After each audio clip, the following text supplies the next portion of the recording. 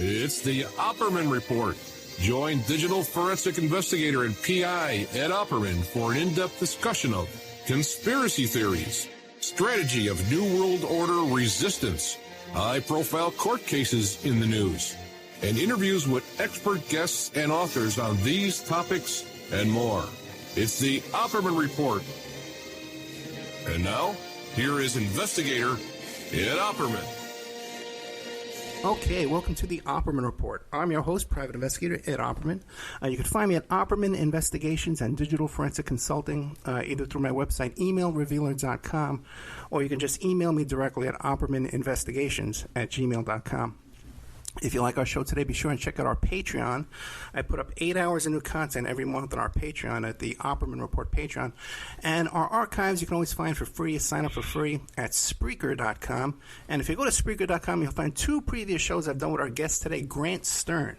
You can find Grant Stern at his website, grantstern.com. He tweets prolifically throughout the day. I follow his Twitter all day long, either at Occupy Democrats or Grant Stern on Twitter. Grant, are you there? Hey, how's it going, Ed? It's going good, man. It's going good.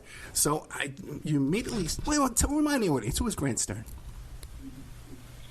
Well, I am a radio broadcaster and getting ready to launch an internet radio station pretty soon. I'm an investigative journalist, executive editor at Occupy Democrats, the news websites, and I'm the producer of the Dworkin Report, which is a wonderful podcast I highly suggest everybody check out. Dworkin, DWORKIN report.com.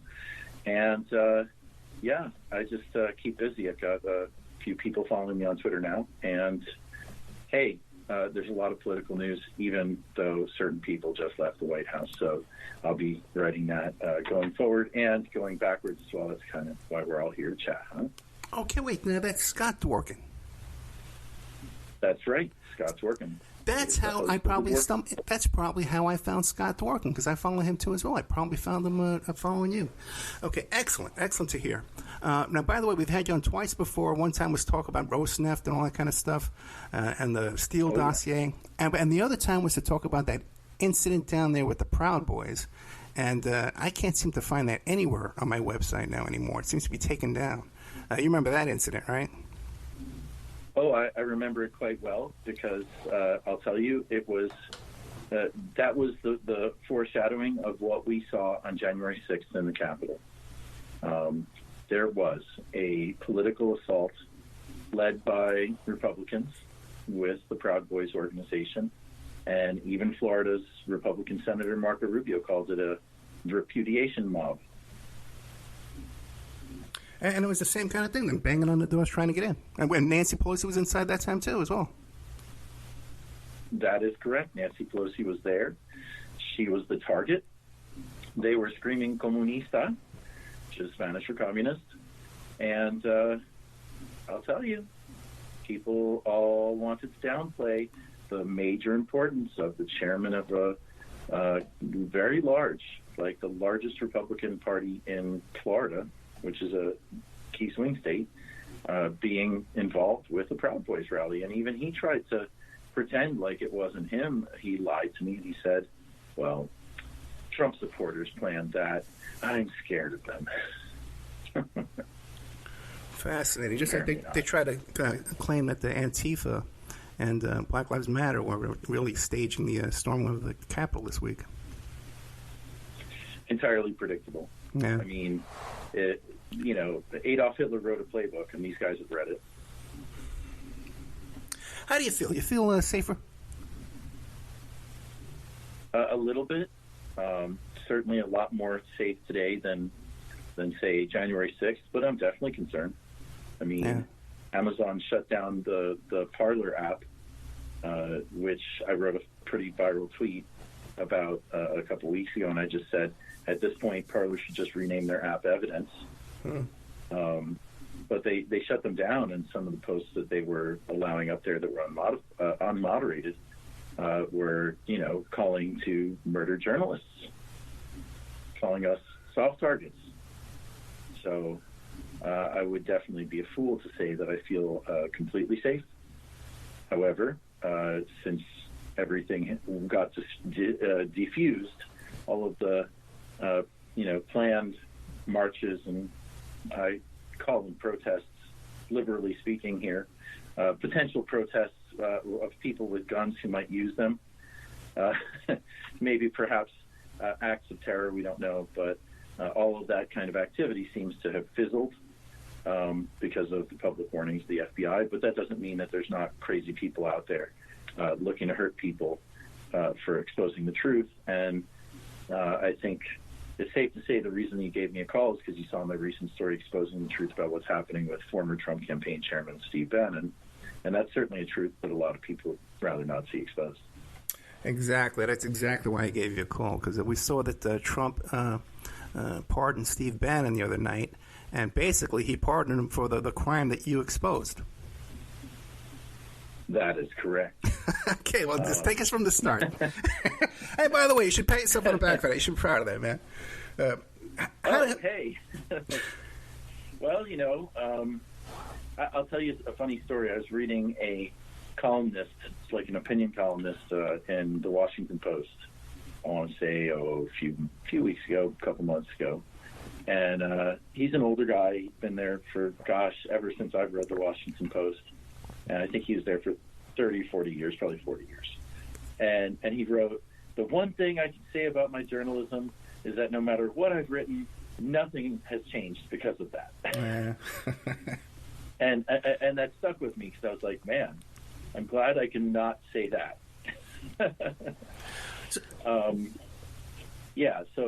I got a tip from somebody conservative that the We Build the Wall organization was not operating above board. And I followed up on that tip, and I wrote a story about it. That story went viral. It got a little over 300,000 reads, and the head of the We Build the Wall Inc. Group, his name is Brian Colfage, reached out to me because of that story, and we started communicating by email. And let's just say, like, skipping to the end of the story here, that chain of email communications ultimately led to Steve Bannon's arrest as his co-conspirator in financial crimes to divert funds from the wall operation and to raise those funds under false pretenses and use the money for personal gain. In between all of that, Mr. Colfage reached out to Snopes to try and debunk me. That didn't work. I may be the only journalist in America who has multiple corrections issued from Snopes, not to mention is covered in Snopes and never has a bad cover, I mean, sometimes I've had some bad cover and then they always revise it later, like the Russia investigation, for example. But, so Snopes reached out to the state authorities, and the state authorities reached out to other state authorities, and that sparked the investigation. And we know that because I reported that. I got copies of the emails showing all the communications, and sure enough, it was my story that caused the investigation, and it's all right there in public records and sitting on a Raw story where I wrote the second story about the We Build the Wall scam. Okay, now that's fascinating. So you're saying that Colfage, when he reached out to Snopes to get them to back him up, they wound up going to investigators, and that's what led to the investigation. Right. Snopes called the Florida Attorney General's office. The AG in Florida doesn't regulate charities. Not many people know that. They know it now. And the AG reached out to the charity regulator, and that agency is the Florida Department of Agriculture and Consumer Services, FDACS. And FDACS is a civil agency with a law enforcement division. They call it the Ag Law Division, actually. So they oversee charities. Every charity that raises funds from the general public has to file a registration statement, make certain disclosures to the state.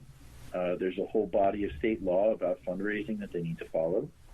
And my second report on We Build the Wall said that they weren't following that they had filed false statements with the state, that they had done an illegal raffle, which is basically like a gambling misdemeanor, and a few other problems, but most of them in the corporate governance of how they went about creating this $20 million political action committee, or action fund, as they call it. It's a social welfare organization.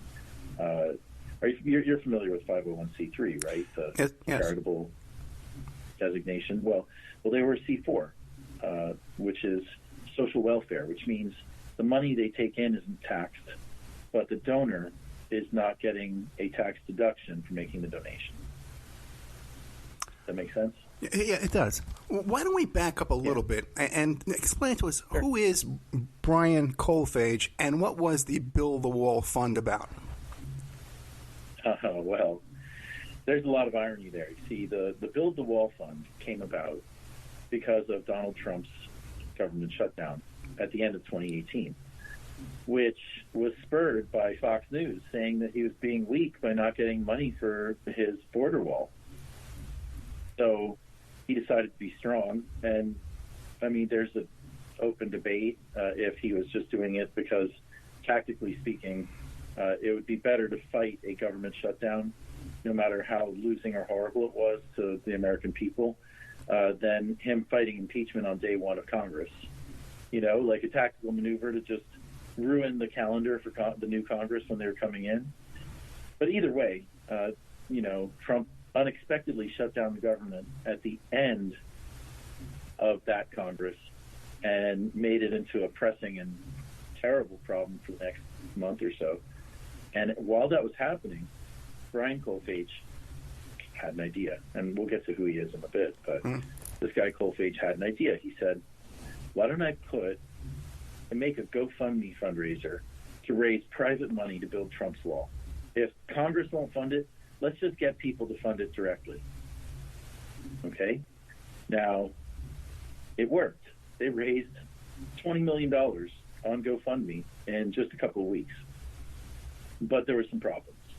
And the bigger problem was that you can't do that. Congress still has to appropriate money. If I donate $10 million to the government can't spend my $10 million the way I say. They have to spend it the way Congress says, regardless of me being the donor. So, anyhow, this fellow Kolfage has a very interesting track record. He's an Air Force veteran. He is a triple amputee. And after becoming a triple amputee and recovering from that, which is very rare, it's not a lot of living triple amputee war veterans. A lot of them expire on the battlefield and are living now at Arlington National Cemetery. But Mr. Kolfage survived, and he was actually President Obama's guest at a State of the Union address, I believe in 2012, like as an example of heroism in battle. I have heard from sources that the result of his injuries was a little bit less heroism and more hot dogging, but I haven't heard anything confirmed about that. And I haven't really reported extensively on who Brian Kolfage is in my reporting. It just doesn't matter if somebody is, a wounded Air Force veteran or has never served, or if they're American or not. If they're involved in a scam, I'm going to write about it. But Mr. Kolfage was the guy with the idea, and it blew up, but they couldn't do it. And so they were about to give the money back until Steve Bannon, the disgraced former White House senior advisor, former Trump campaign chairman, saw what was going on and decided that it would be the perfect vehicle for him to advance his America First agenda after having spent the year 2018 traveling the globe to over a dozen countries, organizing fascist and far-right parties around being a global fascist right-wing alliance. How ironic for somebody that calls everybody globalists as a big insulter slur. And when Bannon met this fellow Kolfage, that's really the genesis of the trouble that they're in today. So that's fascinating. So they never knew each other before, and Bannon didn't get involved until there was already $25 million in the bank. That's correct. And, of course, that's a great time to get involved, right? for Bannon, but how does that benefit Kolfage? Well, Kolfage was going to have to give all the money back. Gotcha. Right? And he had raised the money by saying in the GoFundMe that all proceeds would go to the wall. And so when they made the arrangements to create this 501c4 social welfare organization called We Build the Wall, which they incorporated in Florida as a Florida nonprofit, hence the Florida authority's jurisdiction over it. When they created it, they didn't have any way of, like accepting the money other way. I mean, this is probably Bannon's idea from the beginning. Bannon was an investment banker at Goldman Sachs. Say anything you want about his politics, policy, his actions, but he's certainly very educated and worldly. However, that was one of the issues that I caught them making massive technical errors in their corporate formalities. What do you know about corporations? You ever have a corporation or have to navigate that? Oh, yeah. How corporations work? No, my whole life, yeah, since 19 years old. Well, then you know, and probably a lot of your listeners know. Corporations are created by those corporate formalities. If you don't follow those corporate formalities, then the corporation may not be functioning right, and that could create legal liabilities. And that's what happened there. They founded the We Built the Wall Corporation with only a single director, Brian Kolfage. Okay? Now, what I wrote in the Raw Story in June of 2019 is that, number one, Florida law requires no less than 3 directors for a nonprofit. It's just not ambiguous, okay? Like the law says, there shall never be fewer than 3 directors, something like that. And what that means is that without the 3 directors, you can't transact lawful business. You can't make the decisions that you need as a board to do things, right? But there's a bigger issue that We Build the Wall had, which is that they organized themselves with only 1 director, and their articles of incorporation say that the only way to add more directors is as provided in the bylaws. So there were no bylaws. Imagine, right? Because you didn't have the 3 directors, right. you couldn't adopt the bylaws. And if you can't adopt the bylaws, you don't have any bylaws. So it created a catch-22. I spoke to a Florida lawyer about this. I spoke to 3 lawyers as sources for my stories, but one lawyer told me, look, Grant, if this happened to me in my situation, I would just dissolve that company and make a new one. Yeah, making a new one would make a lot of sense, right? Because then you fix that little catch-22. Otherwise, everybody agreed that one path would be going to court, filing a declaration, action for declaratory relief, and, asking a judge to declare that there's an amendment to the articles, and that amendment to the articles says that, the president or the founding president can add 2 more board members. And that would have been it. But they didn't believe me. Funny story.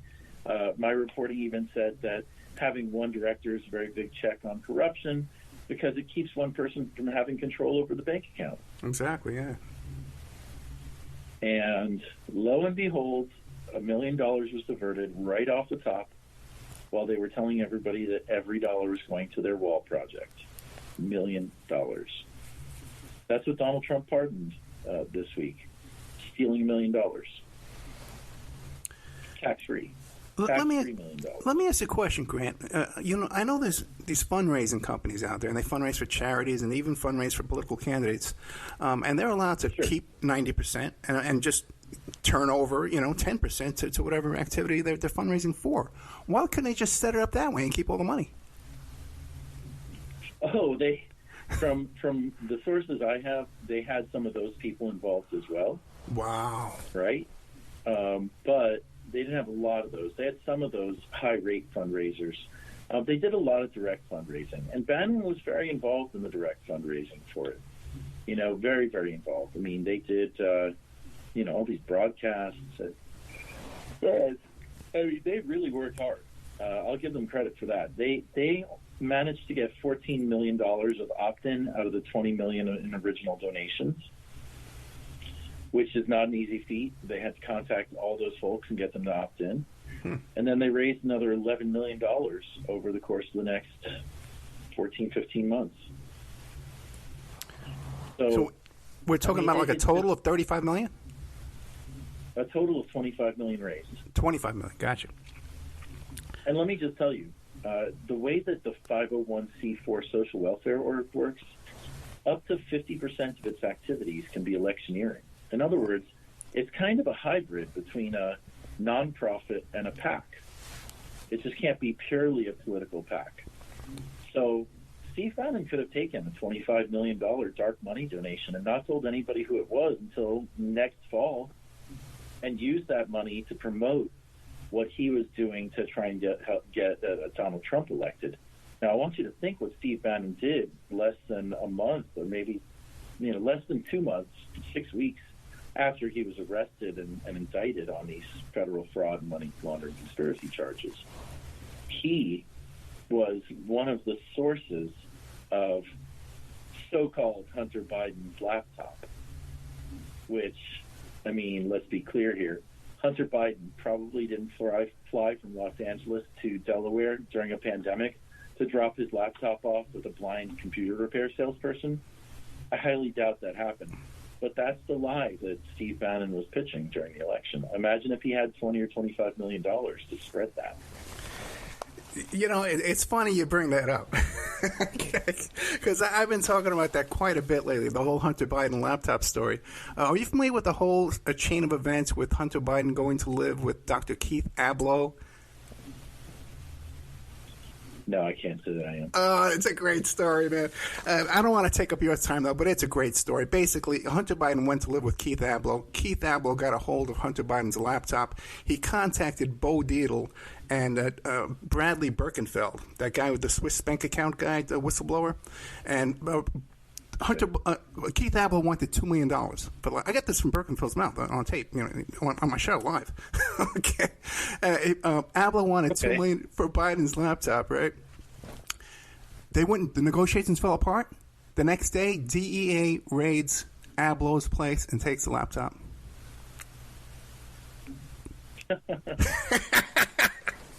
And you're right, man. What's his name? Bannon was up to his neck and all that. So was John Kirikawa. So was Giuliani. So was Carrick. It's all out there. And Bannon, you're telling me that Bannon was out on bail on these other charges while all that was going on? That is correct. He was amazing out on bail. Isn't it? I mean, I think it's a big reason why that whole fraud scheme didn't work. I mean, members of the mainstream media were like, hey, the SDNY, the number one federal prosecutory office in America, as far as, highest profile cases, went ahead and filed this against the guy. I mean, there must be something there. Federal prosecutors have only about a 98% conviction rate. Yeah. It's not like a municipal prosecutor saying that he spit on the sidewalk here. This is really serious stuff. And I'll tell you this. This is kind of one of the funny things about the whole case. And this is kind of like let's say, I've been thinking about it a lot more lately since reporting at the Byline Times that Bannon is under state investigation, which is something that I've been working on actually for the 5 months between him getting arrested and him getting pardoned. Getting the public records, getting the proof in writing that he is he is involved in that criminal investigation. And, they could still file charges here in Florida. I would think that the New York State prosecutors, which would be the Manhattan DA, may consider filing charges as well. Who knows? A lot of people said that it's a very short walk from SDNY to the Manhattan DA's office. Can only imagine. But Grant, let me ask you this. Now, Trump bails out Bannon, right? And he gives him a pardon. Mm-hmm. What about Colfage and the other co-conspirators? Are they walking free now, too? That's a great question. I'm actually still reporting on this story and getting ready to publish another follow-up in the Byline Times sometime in the next few days. And I spoke with a former SDNY prosecutor, very well-known former SDNY prosecutor. And they said that there's some trial practice that could be involved There's some things that they'll try to do at the trial related to Bannon's pardon, like his co-defendants. But overall, it doesn't affect them at all. They're still going to go to trial for all the same charges as Bannon. Bannon could still invoke his Fifth Amendment right to try and shield himself from self-incriminating testimony, for something that could give him a state problem. And I haven't even gotten to the point. I'm still talking with these lawyers, like literally, this is like right before we spoke. But I'm speaking with these folks to ask them, does the pardon effectively make him a criminal to the point where it may be easier to prosecute him on the state charges because accepting the pardon it forms an admission of guilt on the original charges? I haven't even gotten to ask the lawyers that yet, and that's a big open question. But to answer your question succinctly, his co-conspirators are screwed. They are really screwed. That's the legal term you're going to use? Yeah. Okay. All right. Grant, did any wall get built by these guys? So they actually did build a wall facility in Sunland Park, New Mexico. They did it illegally and then apparently got some permits after the fact. Too funny. There were death threats against the town of Sunland Park, which, by the way, it's like a suburb of El Paso, Texas. It's very, it's next door to El Paso. And they built that. They put a little bit of money towards the second wall, which was built in the National Butterfly Refuge. I don't know if you heard about the war between We Build the Wall and Brian Colfage and the National Butterfly Refuge. I do. I remember hearing that, yeah. But that was the thing, and I don't know what's going on with either of those projects at this point. I would imagine the Sunland Park one is in an okay shape, but the other one was right next to the Rio Grande, so it could probably still be a pretty problematic structure to maintain over the years. And that was built by Fisher Industries, the North Dakota-based contractor that got a multi-billion-dollar contract for building Trump's wall. Oh, really? That's fascinating, too. Now, Grant, let me ask you a question. Yes. If they got $25 million come in, they can't hire a couple of decent law firms to kind of like, you know what I mean? Like, do things legit? Get the building permits? They could have, but they just didn't want anybody to know. They wanted to do it all in the dark of the night, make sure nobody could step in and use facts and law to stop them. And that was their aim, and they hit the mark there. And they pushed the thing through. They built something, but of course it's just a vanity project, and there's a huge border. The Bush administration tried it. They tried it after 9/11, and they just found that private people own some of the land. There's nature preserves. There's the Rio Grande moves. I mean, it's just not like this, dashed line on a map. It's a place. Yeah. And a lot of that land is privately owned. It's, been preserves. It's just not that simple. Oh, yeah. With the funds, I know part of your story you're reporting there was you uncovered that some of this funds was spent on a $1 million yacht. $670,000 yacht, to be precise. We found out. Okay. Still, that's a lot nicer than anything I'm driving. Yeah. It's funny because they're like, it's not a yacht. I mean, look, can you take a fishing boat, just a regular fishing boat, out for a 50-hour expedition in the Gulf of Mexico? I guess not. What is it? Yeah, I'm from the desert. I'm from the desert, man. I couldn't tell you. Yeah. Yeah. So anyway, I mean, they bought their $670,000 boat. And to recap what I wrote in the story is that this guy went to another conservative and said, hey, I'm broke. I just got deplatformed by Facebook because they kicked my right-wing news website. It was called Right Wing News. Facebook page off of Facebook. And miraculously, they didn't kick his personal page off. And I'm running out of cash, so can you help out? This is terrible. And, of course, that person later, they turned in Colfage, and they said, look, Colfage came to me and said he was broke in October, and now here we are in May, and this guy's riding around in this $1 million yacht, or close to it, and he's living in what looks like $1 million home. The guy said, look, I know what it costs to have a nice place and a nice car like they have, and you're just not making that kind of money on coffee.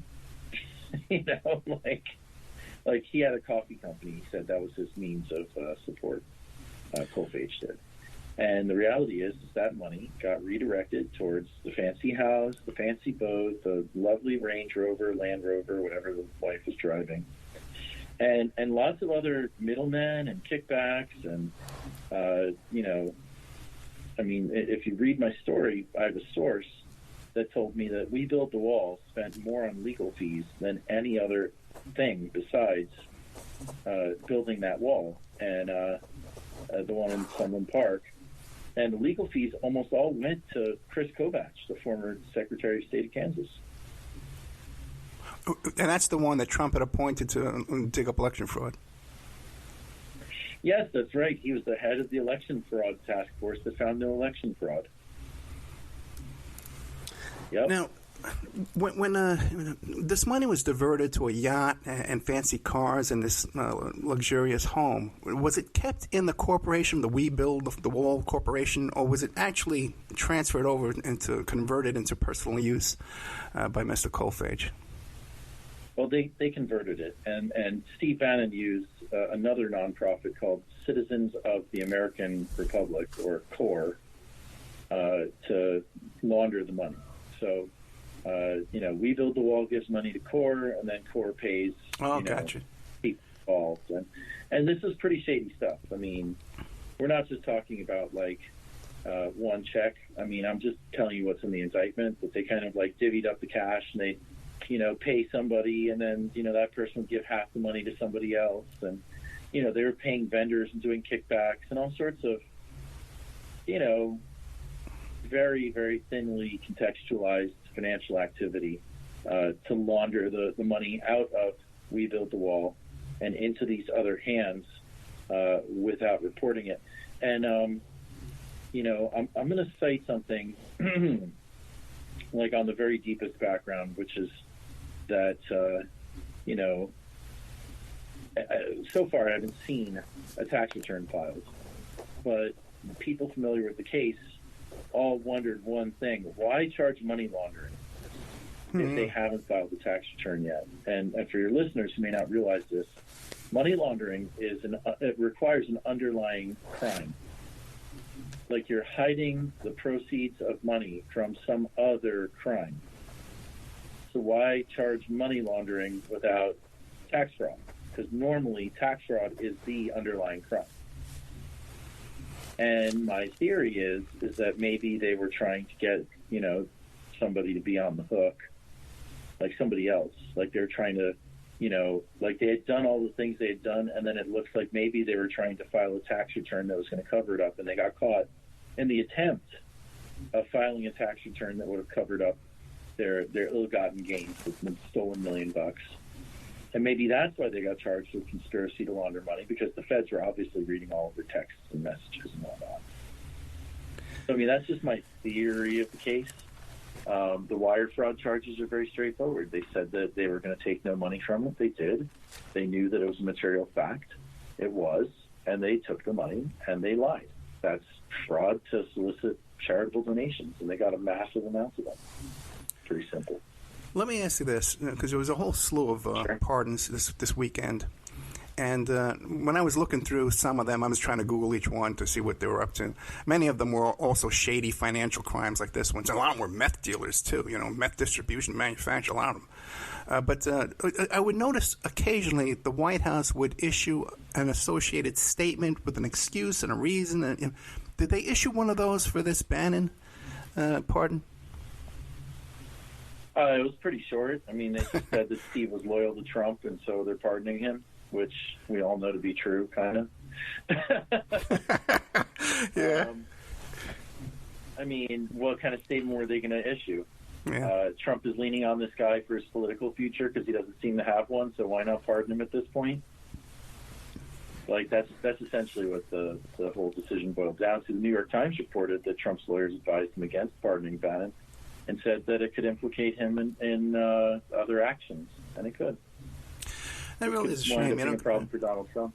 Because it's not like Bannon's repentant, or rehabilitated, or anything, not even a bit, I don't even understand why a person who would publicly call for the murder of high-ranking public officials covered under statutes that, make that a crime, and do so in a public forum. I don't understand why such a person would be granted bail, even, let alone delivered a pardon. He wanted to cut somebody's head off. Supposed to be there to correct injustice. Right. He wanted to cut somebody's head off. Who was it? Fauci? Who do you want to cut the head off of? Yeah, he threatened Fauci and the FBI director. Amazing. Christopher Wray. Yeah, I honestly don't understand why he was allowed to be out after saying that. I mean, we have a First Amendment right, but once you're a part of a court proceeding, there's a little more oversight of the things that you do and say. I don't recall even having hearings. Yeah, I had a guest on this show, became friends with him for years, Reverend Ed Pinkney, who was had his bail revoked for quoting the Bible, and as it applied to his judge. And he was a reverend. Now, let me ask you a question here, though. What do you think motivated the whistleblower to come to you and rat out Coalphage? Well, I think the whistleblower, and this is what they told me, the whistleblower said, look, I don't want to see Trump supporters scammed because I think that if Trump supporters are being taken advantage of, then it may lead to the wall not being built. They literally said, look, I know right from wrong. You and I may disagree about the ends, but the means we can agree on. It should be done the right way. And he was just, look, I've spoken with a lot of people on this story. It's been going on now for 2 years. But they were very disgusted because they had this experience with this person, this personal experience. And if they hadn't had that personal experience, I couldn't have reported that story. They had a very specific predicate that they had met the person, Coalphage, they had met them. They had heard from Coalphage himself that, this was definitely a situation where losing his platform, Coalphage's platform, just crippled him financially, and all of a sudden he's cruising around. I mean, it's just a classic case of being caught by social media. Brian Coalphage was caught by social media just as much as the Capitol insurrectionists. It's just a sad day in America when stealing $1 million and, not being repentant about it at all can be a pardonable offense, a crime that's pardoned. That's the truth. Let me ask you this, Grant, because you said off the air that you had a hard break at 6 o'clock. It's almost 6 o'clock right now. Yeah, I'm waiting for them to call. Oh, good. You can give me another 4 minutes. And then, all right, then let me ask you this real quick while we're waiting for them to call. Sure. The other pardons. Have you had a chance to look through the other pardons? Yes, I have had a chance to look through the other pardons, and they're egregious. They're really, really bad. Yeah. I mean, at least with Steve Bannon, it's an ongoing matter, and we know that the state authorities in at least two states, New York and Florida, are able to seek justice for the American people and stop these scams and punish the people that perpetrated them. But former Congressman Renzi, Duke Cunningham, we're talking about, and let's just talk about some of the pardons that were earlier. Duncan Hunter, former Representative Chris Collins. I mean, those guys got pardoned for, respectively, let's see, insider trading on the White House lawn. That was Collins. He was the first Republican in Congress to support Trump. And the second pardon, Duncan Hunter, he diverted at least $250,000 worth of campaign funds to have 4 or 5 different affairs while he was traveling across the country.